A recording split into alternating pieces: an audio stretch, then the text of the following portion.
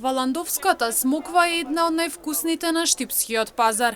Иако не е тешко да се работи затоа што јас работам од љубов, важно е почвата бидејќи смоквата мора да има добри услови, вели Трајков. Дециден дека треба смоквата најпрво да се крои, потоа да се наводнува и да се обработува почвата.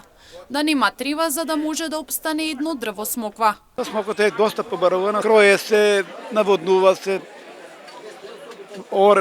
Мора да се обработи па да биде почвата, да нема трава, да биде убаво. Ако сакаш убава смоква, ако не сакаш убава смоква, тоа е друго.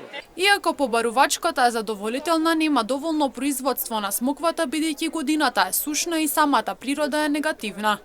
Па задоволително, мислам се бара, ама нема доволно смоква. Оваа година сушна е годината и затоа нешто и самата природа е негативна.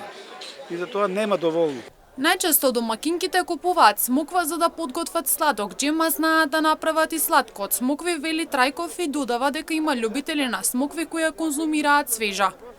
Па прават џем, прават сладко. Друго, и да консумират свежа. Инаку вкусната и сладка смоква е едно од најстарите овошја во кои уживале луѓето.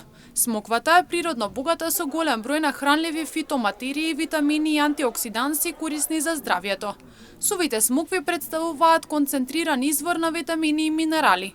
Смоквата е овошје кое содржи до 80% вода и исто така содржи најмногу шеќери во себе, што го прави ова овошје да обезбедува многу енергија која ја поттикнува работата на мозокот, концентрацијата и помнењето.